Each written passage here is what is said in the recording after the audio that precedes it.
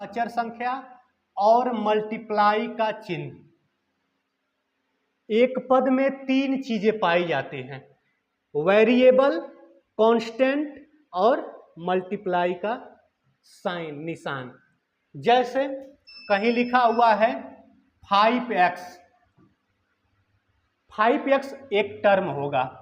कहीं लिखा है 4xyz, यह एक टर्म होगा। कैसे टर्म है? तो टर्म की पहचान है कि टर्म में एक वेरिएबल आएगा, तो देखिए इसमें एक वेरिएबल आया है। एक कांस्टेंट यानी अचर संख्या आएगी, तो एक अचर संख्या आया हुआ है। और मल्टीप्लाई का चिन्ह यानी गुणा का निशान आएगा, तो इनके बीच में कोई चिन्ह नहीं है, तो मल्टीप्लाई का चिन्ह है। यानी इसको अगर इसको फैक्टर करेंगे तो ये होगा 5 इंटू एक्स। देखिए हमारी तीनों चीजें इसमें शामिल है, तो यह एक टर्म कहलाएगा, यह एक पद कहलाएगा। चलिए इसको ध्यान से देखते हैं। तो अलजेब्रा में टर्म किसे कहते हैं, तो आपको स्ट्रक्चर समझ में आ रहा होगा कि उसकी संरचना क्या होती है। तो पद में तीन चीजें बस पाई जाएंगी, वेरिएबल्स आएंगे, अचर संख्याएं यानी कांस्टेंट नंबर आएगा, और मल्टीप्लाई यानी गुणा का बस निशान आएगा। ठीक है, गुणा का निशान आएगा। तो देखिए इसको अगर हम थोड़ा सा इसको फैक्टर कर दें तो इसका होगा 4 into X into Y into Z. ये टोटल क्या है? वन टर्म यानी एक पद है। ये भी क्या है? 5x क्या है? एक पद है, यानी एक पद है ये भी क्या होगा? एक पद होगा, एक पद होगा। क्या होगा? एक पद होगा। ठीक है, यानी ये क्या होगा? वन टर्म हो जाएगा, ये एक टर्म हो जाएगा। ठीक है, चलिए पद यानी टर्म में क्या क्या चीजें पाई जा रही हैं? चर, अचर और मल्टीप्लाई का चिन्ह पाया जाएगा, मतलब गुणा का निशान रहेगा, तो इसको हम लोग पद कहते हैं। अब हम लोग सीखेंगे कि बीजीय व्यंजक किसे कहा जाता है, बीजीय व्यंजक किसे कहते हैं, अलजेब्रिक एक्सप्रेशन किसे कहा जाता है। बीजीय व्यंजक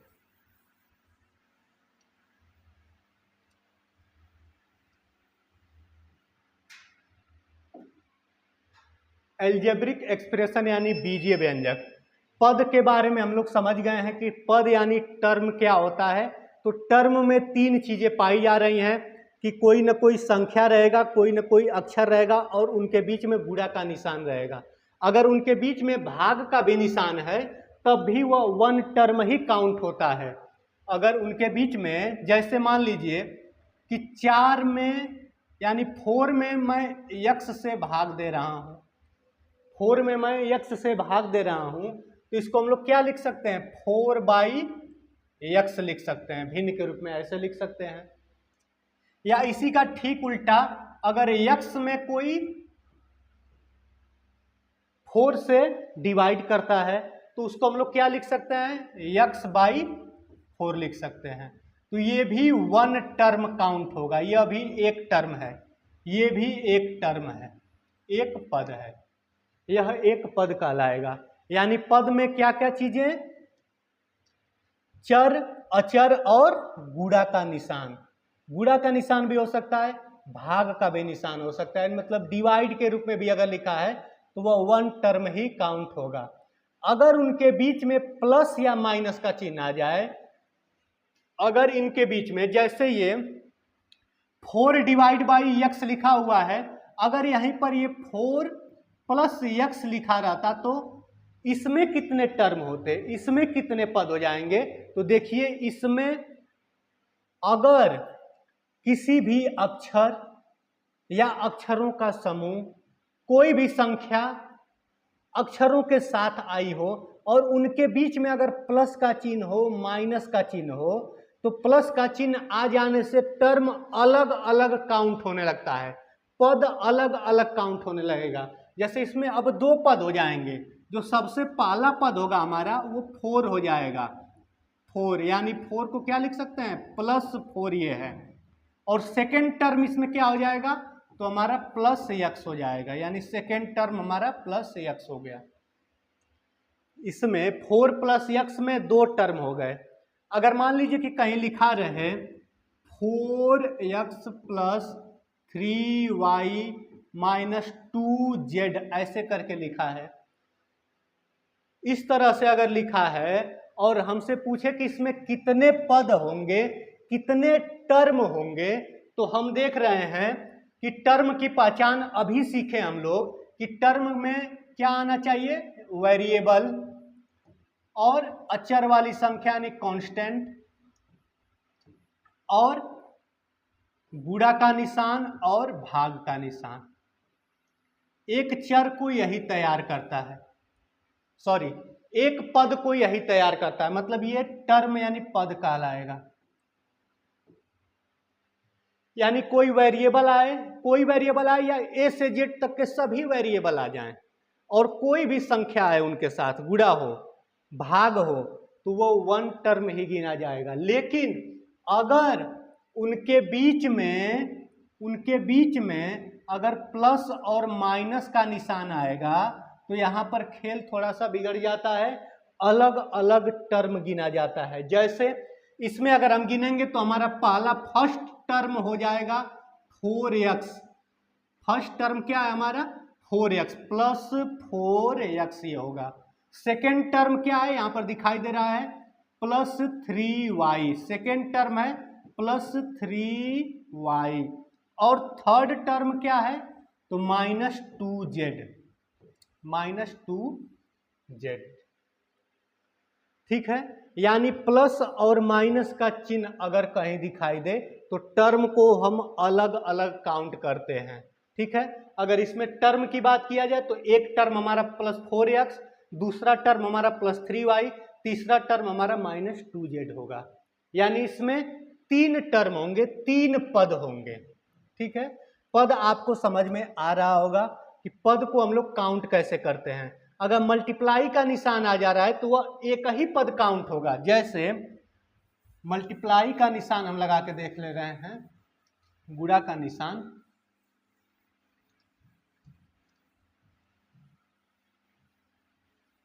जैसे देखिए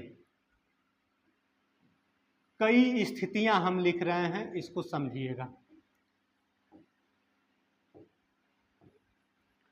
पहली स्थिति मल्टीप्लाई के रूप में 4 into X into Y into Z into A into B into C लिख दिए हैं।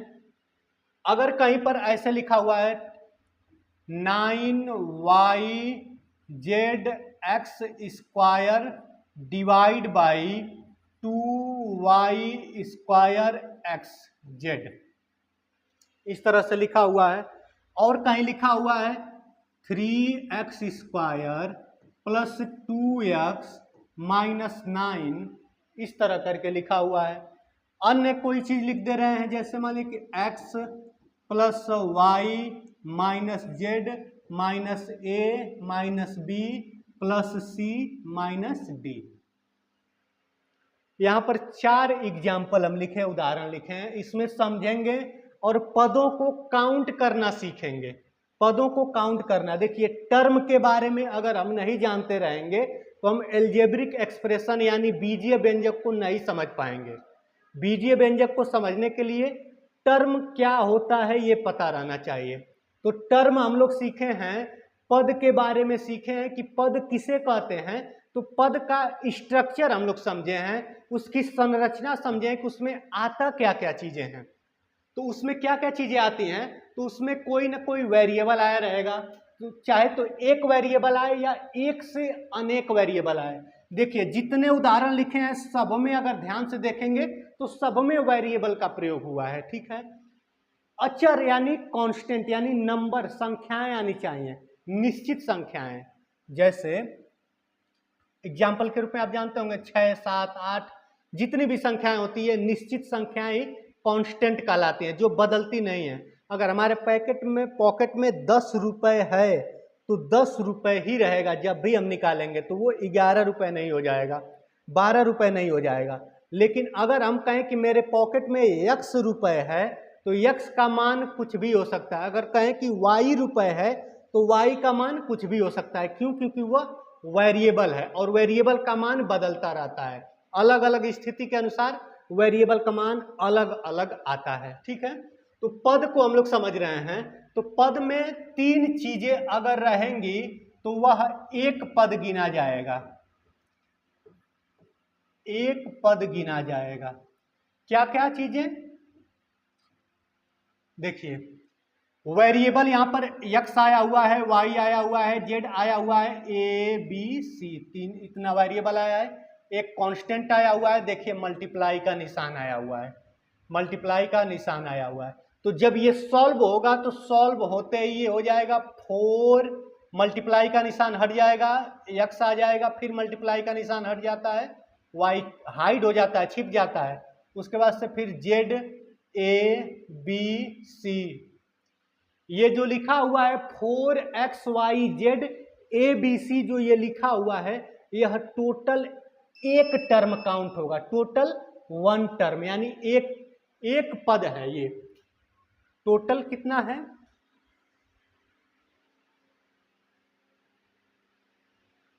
टोटल कितना हो जाएगा? यह एक पद हो जाएगा।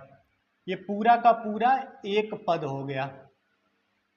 ठीक है, आगे ध्यान से देखेंगे तो इसमें भी कई चर संख्याएं आई हुई हैं और अचर संख्या भी आया हुआ है और उनके साथ बीच में डिवाइड का निशान है।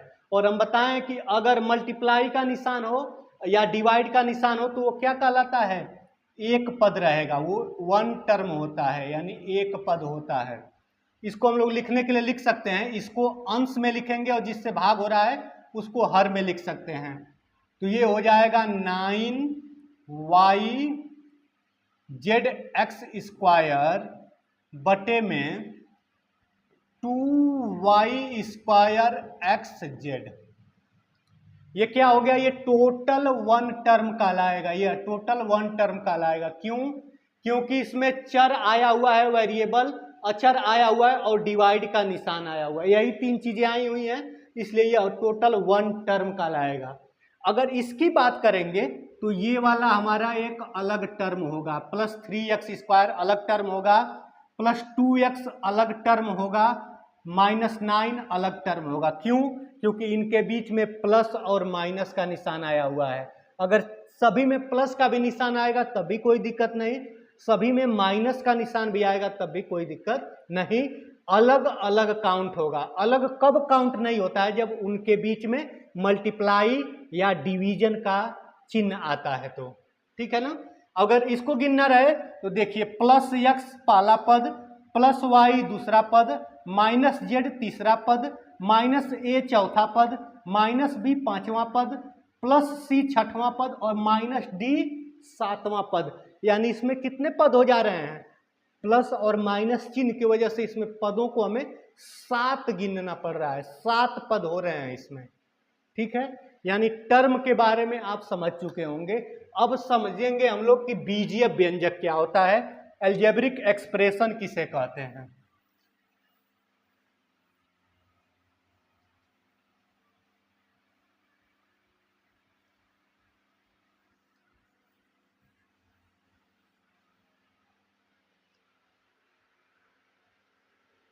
बीजीय व्यंजक यानी अलजेब्रिक एक्सप्रेशन क्या होता है? तो अलजेब्रिक एक्सप्रेशन का स्ट्रक्चर समझिए कि ये देखने में कैसा होता है। अलजेब्रिक एक्सप्रेशन, इसमें एक पद होगा या पदों का समूह होगा, पदों का समूह, जो हम अभी पहले लिखे थे कई उदाहरण, सभी अलजेब्रिक एक्सप्रेशन यानी बीजीय व्यंजक थे। एक पद होगा या पदों का समूह होगा और उनके साथ प्लस माइनस गुणा और भाग, इन चाहे तो चारों चिन्ह आएंगे या कोई 3, कोई 2 या कोई एक चिन्ह भी आएगा। यानी कोई एक पद रहेगा तो एक पद में कम से कम मल्टीप्लाई का चिन्ह तो होगा ही। पद के बारे में अभी सीखे हैं कि पद में 3 चीजें पाई जाती हैं, चर संख्या, अचर संख्या और गुणा का निशान। या अगर चर संख्या, अचर संख्या और भाग का निशान, तीन चीजें तो कॉमन है कि एक पद में आएगा ही आएगा। तो जो एक पद होता है उसको हम लोग बीजीय व्यंजक के नाम से बुलाते हैं। अगर व्यंजक को समझें, व्यंजक के बारे में जाने कि एक्सप्रेशन कितने तरह का होता है, तो दो तरह का एक्सप्रेशन होता है। यानी व्यंजक को अगर हम समझने का प्रयास करें कि व्यंजक कितने तरह का होता है, तो व्यंजक दो तरह का होता है। व्यंजक दो तरह का होता है। पहला संख्यात्मक व्यंजक। पहला क्या होता है? संख्यात्मक व्यंजक। व्यंजक को इंग्लिश में एक्सप्रेशन कहते हैं और संख्यात्मक को न्यूमेरिकल कहेंगे, यानी न्यूमेरिकल एक्सप्रेशन। और दूसरा यहां पर ऊपर लिखा ही है बीजीय व्यंजक, जिसको हम लोग पढ़ रहे हैं इस क्लास में। बीजीय व्यंजक यानी बीजीय मतलब अलजेब्रिक और व्यंजक का मतलब एक्सप्रेशन। एक्सप्रेशन हो गया हमारा। व्यंजक दो तरह का होता है। व्यंजक कितने तरह का? दो तरह का। पहला व्यंजक क्या है हमारा? संख्यात्मक व्यंजक, न्यूमेरिकल एक्सप्रेशन। न्यूमेरिकल एक्सप्रेशन में तीन चीजें पाई जाती हैं। न्यूमेरिकल एक्सप्रेशन में कितनी चीजें पाई जाती हैं? तीन चीजें। इसके स्ट्रक्चर को समझिए तो इसका स्ट्रक्चर में सिंपल सा है कि कोई ना कोई नंबर आएगा, कोई ना कोई नंबर, और इनके बीच में चाहे तो गुणा का निशान, चाहे तो भाग का निशान, चाहे तो प्लस का निशान, चाहे तो माइनस का निशान, या ये सब ही आएंगे। जो संख्यात्मक व्यंजक होता है उसमें क्या क्या चीजें पाई जाती हैं? स्ट्रक्चर से समझने का प्रयास करिए कि कोई ना कोई नंबर, जैसे मैं एक नंबर लिख दे रहा हूं 3 और कोई भी चिन्ह 3 इंटू 4, 3 इंटू 4 जो ये दिखाई दे रहा है, इसको अगर बुलाना रहेगा किसी नाम से तो कहेंगे कि ये संख्यात्मक व्यंजक है। 3 इंटू 4 क्या कहलाएगा? कि यह एक संख्यात्मक व्यंजक है, न्यूमेरिकल एक्सप्रेशन है। अगर यही लिखा रहे, संयोग से यही मान लीजिए कि अगर 3 + 4 लिखा रहे, यह भी संख्यात्मक व्यंजक है।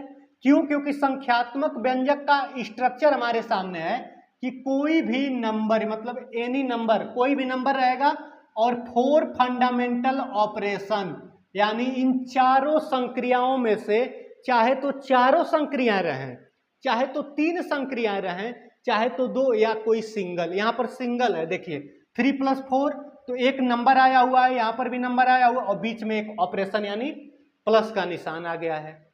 अगर एग्जाम्पल बदल के देखें तो ऐसे भी समझ सकते हैं कि लिखा रहा है 3 इंटू 4 + 2 - 6 डिवाइड बाई 2। अब यहां से इतना बड़ा जो ये रेल का डब्बा दिखाई दे रहा है, अगर इसको किसी नाम से बुलाना रहेगा तो किस नाम से बुलाएंगे? न्यूमेरिकल एक्सप्रेशन के नाम से बुलाएंगे, संख्यात्मक व्यंजक के नाम से बुलाएंगे। संख्यात्मक व्यंजक के स्ट्रक्चर में क्या क्या चीजें पाई जाती हैं? तो दो चीजें पाई जाती हैं। एक तो नंबर आएंगे यानी संख्याएं आएंगी, कोई ना कोई भी संख्या आ सकती है, और 4 फंडामेंटल ऑपरेशन, मतलब जो चारों मूल संक्रियाएं होती हैं, हमारा जोड़ने की संक्रिया, घटाने की संक्रिया, गुणा करने की संक्रिया, भाग देने की संक्रियाएं, उनमें से चाहे तो चारों साइन आएगा, चारों निशान आएगा, चाहे तो कोई एक आ जाए, चाहे 2 3 कुछ भी हो सकता है। ठीक है, यानी इस तरह के स्ट्रक्चर को संख्यात्मक व्यंजक कहेंगे। और उसके बाद से हम लोग सीख रहे थे बीजीय व्यंजक। बीजीय व्यंजक का स्ट्रक्चर में थोड़ा सा बदलाव हो जाता है, लगभग इससे सेम ही है लेकिन थोड़ा सा बदलाव हो जाता है कि इसमें संख्या के स्थान पर, या इसको ऐसे भी कर सकते हैं कि चर इसमें भी आएगा, अचर संख्या आएगा। नंबर्स को अचर ही संख्या तो कहते हैं, चर, अचर, और उसके बाद से जो हमारे 4 ऑपरेशन है प्लस, माइनस, गुणा और भाग। चर, अचर और ये साइन मिल जाते हैं तो पदों का निर्माण हो जाता है। इसलिए यहां पर स्ट्रक्चर में हम लिखे हैं कि एक पद आया रहे या पदों का समूह रहे और इन चिन्हों के साथ युक्त रहे, मिला हुआ रहे। संख्यात्मक व्यंजक आप समझे होंगे कि संख्यात्मक व्यंजक में दो चीजें थी कि कुछ संख्याएं आई रहेंगी और उन संख्याओं के बीच में जो ऑपरेशन होते हैं 4 फंडामेंटल ऑपरेशन, उन्हीं फंडामेंटल ऑपरेशन में से कोई भी चिन्ह आया रहेगा, चाहे तो चारों के चारों चिन्ह आए रहेंगे। तो वो तो जो स्ट्रक्चर तैयार होगा, जो संरचना तैयार हो रही है, जो ये रेल का इतना बड़ा डब्बा तैयार हो रहा है, इसको किसी नाम से अगर पुकारना रहे, किसी नाम से बुलाना रहे, तो कहेंगे कि ये संख्यात्मक व्यंजक है। क्या कहेंगे? संख्यात्मक व्यंजक, न्यूमेरिकल एक्सप्रेशन ये लिखा हुआ है। अगर कहीं आपको कह दें कि 6 में 2 से भाग दीजिए और ये स्ट्रक्चर क्या कहलाएगा, तो इस स्ट्रक्चर को कहेंगे यह एक संख्यात्मक व्यंजक लिखा हुआ है, इसको सॉल्व करिए। यानी यह संख्यात्मक व्यंजक न्यूमेरिकल एक्सप्रेशन। न्यूमेरिकल एक्सप्रेशन में दो चीजें पाई जा रही हैं और वहीं पर एल्जेब्रिक एक्सप्रेशन में 3 चीजें हो जा रही हैं। न्यूमेरिक एक्सप्रेशन में 2 चीजें और एल्जेब्रिक एक्सप्रेशन यानी बीजीय व्यंजक में 3 चीजें। कुछ न कुछ वेरिएबल, कुछ न कुछ संख्याएं और चारों चिन्हों में से चाहे तो चारों चिन्ह उनके साथ लगा रहे, या कोई एक चिन्ह, या कोई 2 चिन्ह, या 3 चिन्ह, या चारों के चारों चिन्ह। जैसे एग्जाम्पल से, अब एग्जाम्पल लिखेंगे तो समझ में आएगा। देखिए एग्जाम्पल से समझेंगे हम लोग। व्यंजक आपको समझ में आया होगा कि व्यंजक 2 तरह का होता है। व्यंजक कितने तरह का होता है? 2 तरह का। पहला हमारा क्या है? संख्यात्मक व्यंजक। सबसे फर्स्ट हमारा संख्यात्मक व्यंजक। उसके बाद से सेकेंड हम लोग सीखे हैं जो हमारा क्या है? एल्जेब्रिक एक्सप्रेशन, बीजीय व्यंजक। बीजीय व्यंजक का उदाहरण आपके सामने हम लिख रहे हैं। फर्स्ट उदाहरण हम लिख रहे हैं, कोई एक चर वाली संख्या मान लीजिए x, कोई एक चिन्ह प्लस का चिन्ह और कोई एक संख्या x + 4। x + 4 ये क्या कहलाएगा? x + 4 एक एल्जेब्रिक एक्सप्रेशन कहलाएगा। दूसरे नंबर पर मैं लिख दे रहा हूं कि मान लीजिए कि कहीं लिखा है 4xyz। 4xyz में क्या क्या चीजें आई हुई हैं? तो हाँ, आप देख पा रहे होंगे कि संख्या आया हुआ है, अक्षर आया हुआ है और उनके बीच में चिन्ह छिपा हुआ है, गुणा का चिन्ह छिपा हुआ है। ठीक है, तो ये क्या कहलाएगा? यह कहलाएगा एल्जेब्रिक एक्सप्रेशन कहलाएगा। ठीक है, यहां पर क्या लिखे हैं? चाहे तो एक पद आए, देखिए यहां पर एक पद आया हुआ है, या पदों का समूह, कई पद आ जाएं। जैसे यहां पर हम लिख दे रहे हैं कि 2x² + 4x - 3y + 9। अब देखिए यहां भी एक रेल का डब्बा तैयार हो चुका है और इस रेल के डब्बे में क्या क्या चीजें दिखाई दे रही हैं? इससे जो पहले था उसमें 2 चीजें दिखाई दे रही थी, संख्या दिखाई दे रहा था और ऑपरेशन यानी फंडामेंटल ऑपरेशन दिखाई दे रहे थे। 2 चीजें दिखाई दे रही थी, 4 फंडामेंटल ऑपरेशन और कोई ना कोई नंबर। यहाँ पर क्या क्या चीजें दिखाई दे रही हैं कि 4 फंडामेंटल ऑपरेशन भी दिखाई दे रहा है, नंबर भी दिखाई दे रहा है और एक एक्स्ट्रा में वेरिएबल्स भी दिखाई दे रहे हैं, चर भी इसमें दिखाई दे रहे हैं, अक्षर संख्याएं भी दिखाई दे रही हैं। जैसे देखिए यहाँ पर यह अक्षर संख्या x² दिख रहा है, यहाँ पर x दिख रहा है, यहाँ पर y दिख रहा है। यानी एल्जेब्रिक एक्सप्रेशन बीजीय व्यंजक क्या होता है? तो बीजीय व्यंजक पदों का समूह होगा और उनके बीच में यह चिन्ह लगा रहेगा। बीजीय व्यंजक क्या होता है? कई पदों का समूह होगा, या एक पद को भी हम लोग एल्जेब्रिक एक्सप्रेशन कहते हैं। एल्जेब्रिक एक्सप्रेशन एक पद को क्यों कहते हैं? क्योंकि जो एक पद होता है, जो हमारा 1 टर्म होता है, उसके अंदर भी अगर हम ध्यान से देखें तो वेरिएबल्स आते हैं, मल्टीप्लाई वाला हमारा निशान आया हुआ है और अचर वाली संख्या यानी कांस्टेंट भी आया हुआ है। ठीक है, यानी हमारी नॉर्मल संख्याएं हैं। जैसे मान लीजिए कि यहाँ पर 4xyz में क्या क्या चीजें आई हैं, तो यहाँ पर देख रहे हैं कि xyz तो अक्षर वाली संख्या है, 4 हमारा अचर वाली संख्या है, अचर संख्या है। ठीक है, और किससे जुड़ा हुआ है? तो इनके बीच में कोई निशान नहीं है तो गुणा माना जाता है। ये बीजगणित की भाषा में सीख लीजिए, याद कर लीजिए कि अगर कहीं पर लिखा हुआ है, जैसे मान लीजिए कि 5x लिखा हुआ है, इसका मतलब ये है कि ये 5 × x लिखा हुआ है, इसके बीच में कोई चिन्ह नहीं लगा हुआ है। तो जैसे यहाँ पर 3y लिखा हुआ है तो 3y का मतलब ये है कि 3 इंटू वाई लिखा हुआ है, यानी y का जितना मान होगा उसका 3 गुना ये लिखा हुआ है। अगर इसमें ध्यान दे, जो ये तैयार हो रहा है, जो ये स्ट्रक्चर तैयार हो रहा है, इसको हम लोग क्या कहते हैं? इसको एल्जेब्रिक एक्सप्रेशन, बीजीय व्यंजक कहते हैं। एल्जेब्रिक एक्सप्रेशन यानी बीजीय व्यंजक कहा जाता है। इसको क्या कहा जाता है? बीजीय व्यंजक। इसको हम लोग बीजीय व्यंजक यानी एल्जेब्रिक एक्सप्रेशन कहेंगे, बीजीय व्यंजक कहेंगे, ठीक है। अन्य उदाहरण इसके लेकर देख लेते हैं कि बीजीय व्यंजक क्या होता है। बीजीय व्यंजक में चाहे तो एक पद आएगा, उसको भी हम लोग एल्जेब्रिक एक्सप्रेशन कहते हैं, या एक से अधिक टर्म भी आएंगे तब भी उसको हम लोग एल्जेब्रिक एक्सप्रेशन कहेंगे, बीजीय व्यंजक कहेंगे, बीजीय व्यंजक कहेंगे। जैसे अब बीजीय व्यंजक के कई उदाहरण हम लिख रहे हैं, जैसे 9ABC। 9ABC क्या है? एक बीजीय व्यंजक है। क्यों?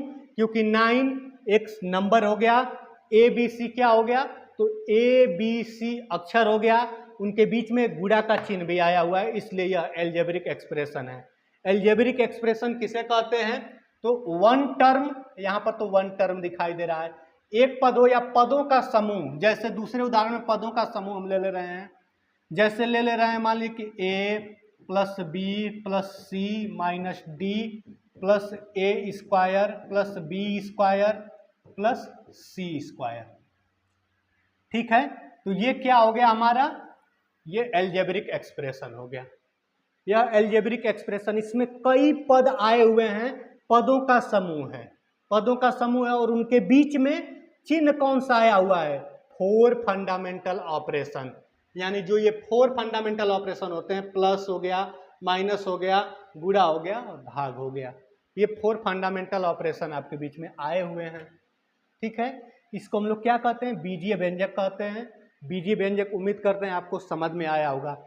बीजीय व्यंजक को समझने के लिए टर्म को समझा जाता है, पद को समझा जाता है, और पद हम किसे कहते हैं? टर्म क्या होता है? तो टर्म आपको पता है कि टर्म में 3 चीजें पाई जाती हैं।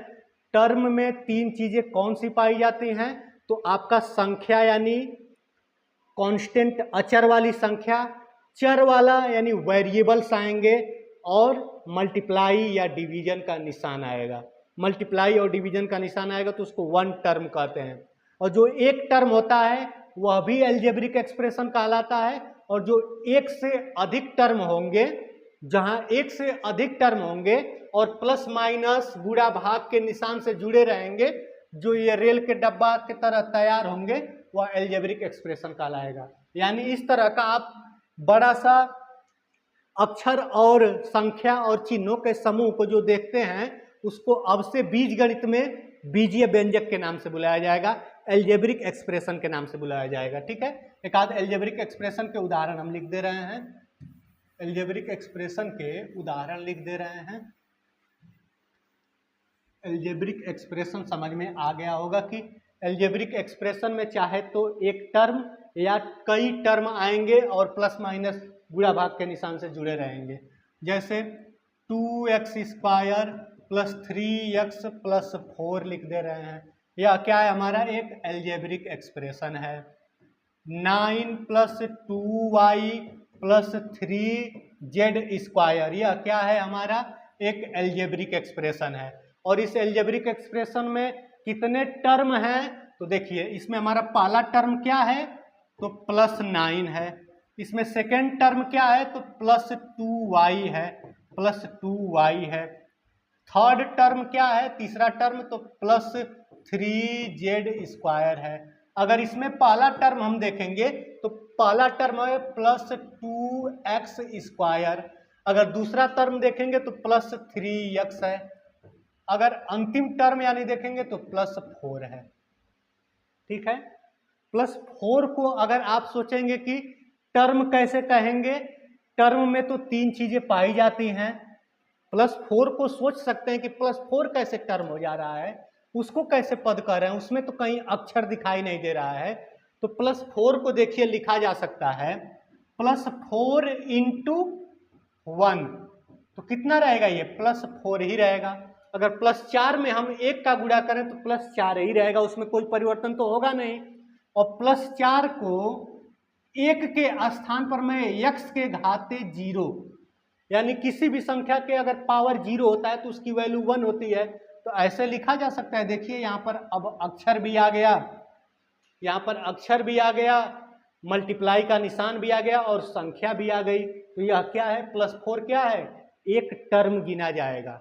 +4 क्या है, एक टर्म गिना जाएगा, यानी एक पद गिना जाएगा। ठीक है, उम्मीद करते हैं आपको यह पूरा वीडियो अच्छे से समझ में आया होगा। अलजेब्रिक एक्सप्रेशन यानी बीजीय व्यंजक को आप समझ पाए होंगे। ठीक है, थैंक यू।